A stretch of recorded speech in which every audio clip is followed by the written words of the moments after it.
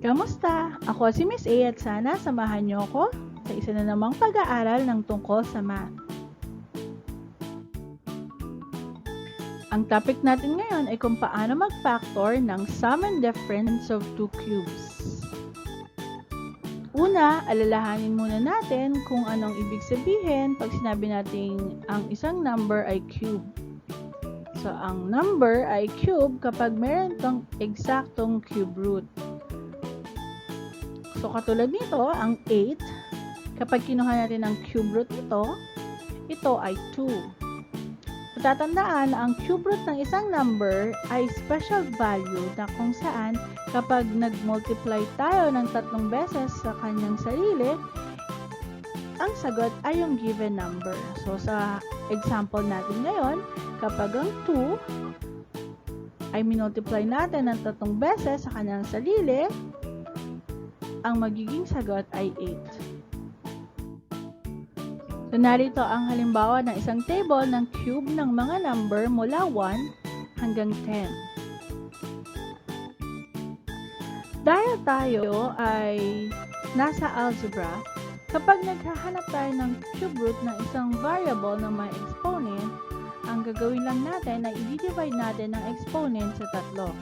Halimbawa, ang x cube magiging x dahil yung 3 ay dinivide natin sa 3, which is equal to 1.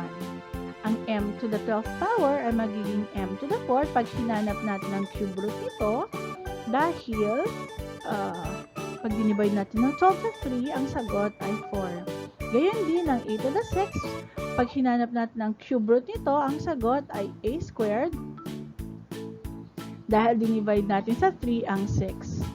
Gayon din ang s to the 9th power, pag hinanap natin ang cube root, ang sagot ay s cubed.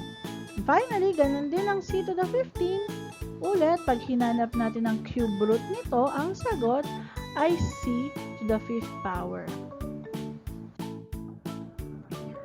O pag nag-factor na tayo ng sum and difference of two cubes, tatandaan, meron itong dalawang factor, isang binomial at isang trinomial. Yung binomial factor nito ay either sum or difference ng cube roots ng mga given terms. Samantalang, yung ang trinomial factor naman ay binubuo ng sum ng square ng first term ng binomial factor and then positive or negative product ng first at second term ng binomial factor. Finally, yung square ng second term ng binomial factor. So, mula sa discussion natin na ito, ang talaga nating dapat i-check ay kung yung given ba natin ay sum or difference ng two cubes para masundan natin ang isang pattern para ma-factor ito. So, una, titingnan natin kung yung first at second term ba ay perfect cube, meaning may cube root ba sila. Kung yes ang sagot natin, titingnan na lang natin kung ang operation between them is either addition or subtraction. So, kung na-check na natin kung ang given natin ay talagang sum and difference of two cubes, pwede na natin sundan ang pattern na to. So, again, ang given natin is x cubed plus 27. So, ang unang step ay gagawa tayo ng dalawang set ng parentheses, isa para sa binomial at isa para sa trinomial. Unahin muna natin yung binomial factor. So, para sa binomial factor, una, hanapin natin yung cube root ng first term, which is x cubed. So, ang cube root nito ay x. Pangalawa, hanapin natin yung cube root ng second term, which is 27. So, ang cube root nito ay 3. And then, kukopihin lang natin yung sign sa pagitan nila. So, ngayon, meron na tayong binomial factor ng ating given. Para naman sa trinomial factor, susundin natin yung mga steps na to. So, ito na yung na-solve natin kanina. So, sa trinomial naman tayo. So, una, square natin yung first term ng binomial factor. So, x magiging x squared. Pangalawa, i-multiply natin yung first and second term ng binomial factor. So, 3 times x ay 3x. And then, pangatlo, square natin yung second term of the binomial factor, which is 3. So, magiging 9. Mapapansin natin na Dahil ito ay positive or sum of two cubes, ang magiging sign ng ating trinomial ay isang negative at isang positive. So actually, it is alternating. Positive, negative, and positive. So it's a pattern that we follow kung ano ang sign ng mga terms ng trinomial factor. Again, ito ay susundin natin kapag ang sign ng middle term ay positive.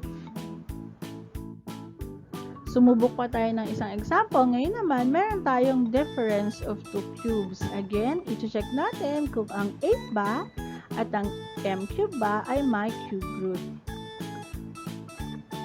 So, ang gagawin natin, again, first step is to make two sets of parentheses. Isa para sa binomial at isa para sa trinomial.